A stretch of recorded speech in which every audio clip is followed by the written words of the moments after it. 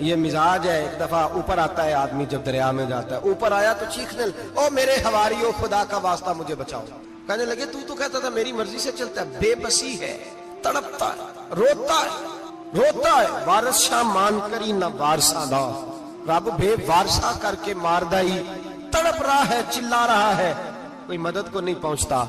अब जब आखिरी गोता आया तो कहने लगा आमन्ना में रब्बे मूसा व हारून, मैं मूसा के रब को भी मान गया, हारून के रब को भी। अल्लाह ने फरमाया नहीं, अब तेरा मानना काबिल कबूल है। उस वक्त मानना था जब तुझे मोहलत दी थी, जब तू जवान था। बुढ़ापा आता है, बीमारी आती है, जवान आदमी बीमारी का शिकार होता है तो कहता है या अल्लाह एक दफा सही कर दे, मैं सारी पढ़ा करूंगा, एक दफा ठीक कर दे, मैं मस्जिद में रहूंगा, मैं अगले साल इत्काफ भी करूंगा, मैं सारी तरावियां पढ़ूंगा। तो उस वक्त पढ़नी थी जब तुझे मोहलत दी थी, उस वक्त पढ़ना था जब अल्लाह ने तुझे आसानी दी, जिंदगी दी। अगला वक्त ये हाल एक का नहीं हुआ। नमरूद को देख ले, हजरत इब्राहिम अलैहिस्सलाम को कहता था मैं रब हूं, आपने फरमाया रब तो वो है जो जिंदा करता और मारता है। एक मौत का कैदी बुलाया, कहने लगा हाँ भाई कितने दिन रह गए थे फांसी में? कहने लगा जी परसों होनी थी। कहा जा तुझे आजाद किया, लो मैं भी जिंदगी देता हूँ। एक बेगुनाह आदमी को पकड़ के कत्ल कर दिया, कहता मैं भी मारता हूँ। हजरत इब्राहिम अलैहिस्सलाम कहने लगे तू तो बेवकूफों जैसी दलीलें दे रहा है, चल इस तरह कर, मेरा रब सूरज मशरक से निकालता है, तू अगर रब है तो मगरिब से निकाल के दिखा। अब दलील का जवाब कोई नहीं था तो कहने लगा पकड़ो और आग में डाल दो। अल्लाह के नबी को आग में डालने वाला, यहाँ एक मच्छर बैठा है, 400 साल हुकूमत की और खुदाई का दावा किया। यहाँ मच्छर बैठा था, छींक आई तो मच्छर अंदर चला गया। पहले दरबार का अदब ये था कि जो आए सजदा करे। अब उसके सर पे कोई चीज मारता था तो उसे सुकून होता था, मच्छर थोड़ी देर के लिए उसका दिमाग छोड़ता था। ओ भाई ये इस धरती पे अल्लाह ने लोगों को नजारे दिखाए और हमें समझाने के लिए दिखाए, हमें तफक्कुर की, गौर की दावत दी कि देख लेना, अपने अमल को परखना। तुम्हारे अमल हजरत मूसा के फरमाबरदारों जैसे हैं, जनाब इब्राहिम के फरमाबरदारों जैसे हैं, या बन के बैठ गए हो? अब दरबार का अदब ये है, बेबसी का ये हाल है कि जूते लटकते हैं दरबार में, जो आता है जूता खींचता है। और अदब ये है कि 10 जूते नमरूद के सर पे मारो, और 400 साल जूते लगते रहे। रोता था, जो आदमी आता था मिन्नतें करता था, कहता था कहीं से कोई दवाई मिल जाएगी। पागलों जैसी जिंदगी गुजारी, पागलों जैसी, पागलों जैसी सख्त। वो तो हिसाब, वकूए कयामत तो हिसाब होगा ही। यहाँ लोग पागल होके मरते हैं, माज़अल्लाह, नफ्सियाती मरीज होके मरते हैं। यहाँ आखिरी वक्त इतना सख्त आता है कि दुनिया मौत की दुआएं मांगती है। मेरे भाई जब इंसान जुल्म करता है तो भूल जाता है कि शायद मुझे पूछेगा कोई नहीं। जब वो ज्यादती करता है तो भूल जाता है। जब वो किसी का हक खाता है तो वो कहता है शायद इसका तो वारिस ही कोई नहीं जिसको मैं लूट रहा हूं। लेकिन जब अल्लाह की पकड़ आती है, हज्जाज बिन यूसुफ जालिम था, उसने अच्छे अच्छे काम भी किए थे। कुरान पाक पर जेरे ज़बरे आराब हज्जाज बिन यूसुफ ने लगवाया। मोहम्मद बिन कासिम को हिंदुस्तान सिंध के इलाके फतह करने भी हज्जाज बिन यूसुफ ने भेजा था।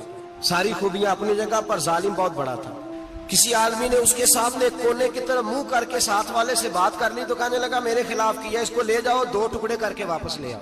तूती बोलता है ना इक्तदार, जब किसी के हाथ इक्तदार होता है ना, वो चाहे एक घर का ही क्यों ना हो, वो 10 बंदे फैक्ट्री में काम करते हो और जो उनका मालिक होता है वो कहता मैं मालिक हूं, मुझे मानो। जब तू साहिब इक्तदार होता है ना, जब तू सुसर बन के बैठता है और किसी गरीब घर की बहू आती है 2-4, तो कहता मेरा इक्तदार होना चाहिए। जब मैं खांसने लगूं तो हर आदमी के हाथ में टिश्यू पेपर होना चाहिए। जब मैं बोलने लगूं तो बंधे हुए हाथों से हर आदमी जी जी करता हुआ खड़ा होना चाहिए। जिस आदमी का, और ये काम बहू भी करती है कई दफा, वो भी कहती है कि तुम्हें पता नहीं मैं कितना लंबा चौड़ा जहेज लेके आई हूँ। जब मैं सोने के लिए अपने बेडरूम में जाऊं तो खबरदार बूढ़े बाबे को इजाजत नहीं कि वो खांसे। अम्मा को चाहिए कि अगर उसको बड़ी सख्त प्यास भी लगी है तो मेरे सोते सोते बावर्ची खाने में बर्तन ना खटखटाए। जो जहां भी जिस स्टेज पे भी बैठता है वो कहता है कोई नहीं मुझे पूछने वाला, मैं मुतले को लेनान हूं। जवान बूढ़ों का मजाक उड़ाते हैं, समझते हैं शायद कभी बूढ़े नहीं होंगे, मजाक उड़ाते हैं। तंदुरुस्त लोग बीमारों का मजाक उड़ाते हैं, शायद कभी बीमार नहीं होना। हज्जाज बिन यूसुफ जालिम था, जुल्म करता था, ज्यादती करता था। हजरत सईद बिन जुबैर एक ताबी बुजुर्ग थे, इतने बड़े बुजुर्ग थे कि सारी रात नमाज पढ़ते थे, सारा साल रोजा रखते थे। एक दिन उन्होंने मिंबर पे बैठ के कहा कि हज्जाज जुल्म से बाज आ जाए वरना अल्लाह की लाठी बड़ी बेआवाज है। अल्लाह की लाठी, इसका क्या मतलब होता है? इसका मतलब है जब रब की लाठी चलती है तो उसकी आवाज जी, उसका पहले कोई पैगाम, वो पहले ऐलान नहीं करता कि तगड़े हो जाओ लाठी चलने लगी है। लाठी चलती है पर उसकी आवाज समझ आ रही है मेरी बात की? जुमातुल विदा के लिए तशरीफ लाने वाले आवाम खास गौर फरमाइएगा। हज्जाज बिन यूसुफ को पता चला कि हजरत सईद बिन जुबैर ने मेरे खिलाफ बात की, बुला लिया। कहने लगा तूने मेरे खिलाफ बात की है? फरमाने लगे की है। कहने लगा तुझे पता है मैं कत्ल कर दूंगा? आप फरमाने लगे ना तू जिंदगी का मालिक है ना मौत का मालिक है, तू कैसे कत्ल कर? कहने लगा तुझे पता है मेरा? फरमाया मैंने तुझे नहीं, मैंने तो कई शद्दाद, कई हम्माद, कई कारून, कई फिरौन, कई नमरूद देखे, कईयों की दास्तानें सुनी। तू कौन है? तू तो छोटा सा है। एक जुमला है मुल्ला जलालुद्दीन रूमी का, बड़े दरवेश थे, एक बात कह गए। कहने लगे नमरूद जितने पैसे नहीं, फिरौन जितनी हुकूमत नहीं, कारून जितनी दौलत नहीं, वरना फरमाने लगे मेरे जमाने में भी कई लोगों का खुदा बनने को दिल करता है, कई लोगों का दिल करता है, लेकिन नमरूद जितने पैसे, फिरौन जितनी ताकत और कारून जितनी दौलत नहीं, वरना हो सकता है लोग दावा कर जाए माज़अल्लाह सुम्मा माज़अल्लाह। ये आज से कई सौ साल पहले वो कह रहे हैं, आज तो हालात बड़े अबतर है, उसकी निस्बत खतरनाक। फरमाने लगे हजरत सईद बिन जुबैर तू जिंदगी मौत का मालिक नहीं। कहने लगा पकड़ो, कत्ल करो इसे, ले जाओ। जब पकड़कर खींच कर ले जा रहे थे ना, तो हजरत सईद बिन जुबैर मुस्कुराने लगे। अब जालिम के सामने मुस्कुराए तो उसको बड़ा गुस्सा आया, ये मेरा मजाक उड़ाता है। बुला लिया, इधर आओ, क्यों मुस्कुरा रहे हो, क्या हुआ? तो हजरत सईद बिन जुबैर कहने लगे मैं मुस्कुरा रहा हूं तेरी बेवकूफी पर और अपने अल्लाह की दी हुई ढील पर। मैं मुस्कुरा रहा हूं कि या अल्लाह क्या बात है, क्या तेरा शान है, कैसे लोगों को ढील दी हुई है। मैं मुस्कुरा रहा हूं तेरी बेवकूफी पर कि तू समझता है शायद मुझे पूछने वाला कोई नहीं। कहने लगा इसको बाहर ना ले जाओ, मेरे सामने कत्ल करो। ठीक है जी। कत्ल करने लगे तो हजरत सईद बिन जुबैर ने मुंह काबे की जानिब कर लिया। इन्नी वज्जहतु वजही लिल्लज़ी फ़तरस समावाति वल अर्द हनीफ़न वमा अना मिनल मुशरिकीन। जब आपने ये आयतें पढ़ी ना कि मैंने मुंह कर लिया है अपने रब की जानिब, करो मुझे कत्ल। कहने लगा नहीं नहीं, इसका मुंह फेरो, काबे की तरफ हो के कत्ल ना हो। है जालिम पर पागल हो गया है। हजरत सईद बिन जुबैर के हौसले ने शिकस्त दे दी, नाकाम हो गया, मकबूतुल हवास हो। कहने लगा इसका मुंह फेर दो। जब काबे से फेरा तो आप फरमाने लगे लिल्लाहिल मशरिकु वल मगरिबु फइन्नमा तवल्ला फसम्मा वजहुल्लाह। अल्लाह फरमाता है तुम मशरिक और मगरिब सारा ही अल्लाह का है, जिधर भी मुंह करोगे उधर अल्लाह ही अल्लाह है, जिधर भी मुंह करोगे उधर अल्लाह ही अल्लाह है। चारों जाना फेर दे, जिधर मुंह फेरना है तूने फेर दिया मुंह। हजरत सईद बिन जुबैर के गले पे खंजर रखा तो आपने हाथ उठाए, कहने लगे ए अल्लाह मेरे बाद इसे किसी और पर मुसल्लत ना करना, मेरे बाद किसी और पर मुसल्लत ना, बस मैं आखिरी हूं। जब आप जिबा हुए तो इतना खून निकला, इतना खून निकला कि लोग कहते हैं जितना ऊंट के वजूद से निकलता है। तर हो गया सारा उसका दरबार। एक समझदार आदमी को बुला के कहने लगा इतना खून मैंने बड़े बंदे कत्ल कराए हैं पर इतना खून नहीं निकला। तो वो कहने लगे लोग मर जाते, मरते वक्त डर जाते हैं, सहम जाते हैं, खून सुकड़ जाता है। लगता है ये शख्स जब दुनिया से गया है तो डट के गया है, ये डट के गया है दुनिया से। हज्जाज बिन यूसुफ रात को सोया तो तड़प के उठा, क्या हुआ? घर वाले कहने लगे क्या हुआ? कहने लगे सईद बिन जुबैर ख्वाब में आए और कहते हैं उठ मुझे बता तूने मुझे क्यों कत्ल किया, बता बता क्यों मारा। अगली रात फिर सोया तो वही ख्वाब, फिर सोया तो वही। गुनाह नफ्सियाती मरीज बना देता है, जुल्म तुझे मकबूतुल हवास कर देता है।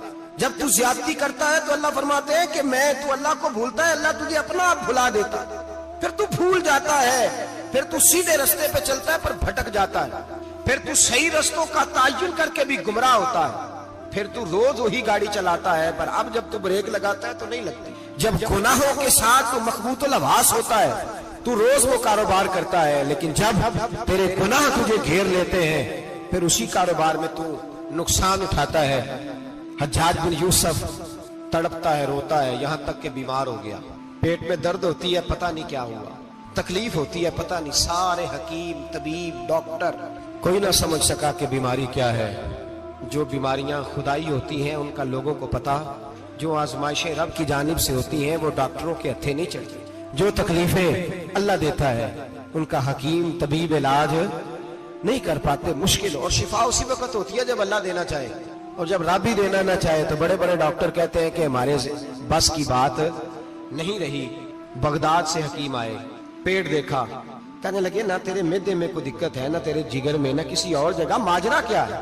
एक आखिरी इलाज है, आखिरी। वो क्या? गोश्त का छोटा सा टुकड़ा धागे के साथ बांध के मुंह में डाला और फिर एक बारीक सा तिनका लेके उसको अंदर डालने लगे गले में, वो गोश्त का टुकड़ा जब हलक के अंदर उतर गया, उस हकीम ने वापस खींचा तो कैसे ऐसी बदबू आई जैसी कभी सूंघी न थी। जानवर कीड़े मकोड़े लगे हुए बाहर निकले, और जब देखा तो जितने महल में लोग बैठे थे चिल्लाते हुए निकल गए कि ये क्या मुसीबतें हैं। हकीम भी उठ के दौड़ने लगा। कहा तुझे क्या हुआ? कहने लगे हज्जाज, तेरी बीमारी जमीनी नहीं, तेरी मुसीबत जमीनी नहीं। कहा मेरी मर्ज तक तुम क्यों नहीं पहुंच पा रहे? तो कहने लगे लगता है तू बद्दुआ का मरीज है, लगता है तू जुल्म का मरीज है, तू जबर का मरीज है। तड़पता रहा, सिसकता रहा। एक वक्त वो भी आया कि घर वालों ने कमरे में बंद करके ताला लगा दिया, दीवार से टक्करे मारता। ओ भाई, जो गुनाहों के बीमार होते हैं उन्हें शिफा नहीं होती, जो जुल्म जबर बर्बरियत के बीमार होते हैं उन्हें सुकून कल्बी मुयस्सर नहीं आता। दवाइयां उन बीमारियों की बनी हुई हैं जो बीमारियां जमीनी हैं, जो बीमारियां खुराक की बदपरहेजी से होती हैं, जो गुनाहों की बदपरहेजी से होती हैं, उनकी बीमारियां, उनकी शिफा तौबा है, उनकी शिफा रुजू इल्लाह है, उनकी तौबा अल्लाह से माफी मांगने से शिफा होती है। हज्जाज जब मरने लगा तो बुलाया, ये रंग भी जरा मुलाजा कीजिएगा, 2-4 करीबियों को बुलाया। पता होता है ना अपने कुर्तूतों का आदमी को, पता सारा है सरदार मुकीतियां, जब पता होता है सारा। बुला के कहने लगा जब मैं मर जाऊं तो मुझे रात को दफन करना। क्यों भाई, औरत है? कहने लगा नहीं, रात को दफनाना। ठीक है, रात को दफना देंगे। फिर कहने लगा जब सुबह हो जाए तो सुबह होने से पहले पहले मेरी कब्र जमीन के बराबर कर देना, निशान मिटा देना। का वजह, तू कलमा पढ़ता है, हुजूर का हुक्म है कि कब्र कम अज कम एक बालिश, एक गेट ऊंची होनी चाहिए जमीन से कम अज कम, तो तू तेरी कब्र मिटा दे। वजह पता होता है अपने जुल्मों का। कहने लगा मुझे पता है लोग मेरे मरने के बाद मेरी कब्र भी नहीं छोड़ेंगे। दुनिया में तो मेरे जबर की वजह से कोई आ ना सका, लेकिन मेरी कब्र भी लोग जनाजों में बातें शुरू कर देते। जनाजों में मैंने ऐसी भी दास्तानें सुनी है कि कोई मरा तो लोग जूतों का हार कब्र पे डाला है। नहीं भाई, तू जब जिंदा था तो तेरे जबर जुल्म की वजह से नहीं को बोल सका। एक तो है कयामत में हिसाब होगा, यहाँ दुनिया में हिसाब होने लगता है। इतनी लंबी जुबानें लोगों की लटक कर मरते वक्त बाहर निकल आती हैं। दुआ करें, जुमा है, अल्लाह ताला ईमान की मौत अता फरमाए। दुआ फरमाए रब ताला, अल्लाह तबारक व तआला तौबा करके जाने की तौफीक अता फरमाए। जागे जागे और सुने और दुआ करे, ए अल्लाह तू हमें जुल्म से वैसे ही महफूज फरमा। अगर हम ज्यादती करने लगे तो ए अल्लाह हमें उससे मना फरमा, हमें उससे तू ये तौफीक दे कि हम भाग आ जाए उस गुनाह से। मेरे भाई, एक तो दुनिया में सजा है, फिर कयामत की सजा है, और वो ज्यादा सख्त है, वो ज्यादा सख्त है। हम लोगों ने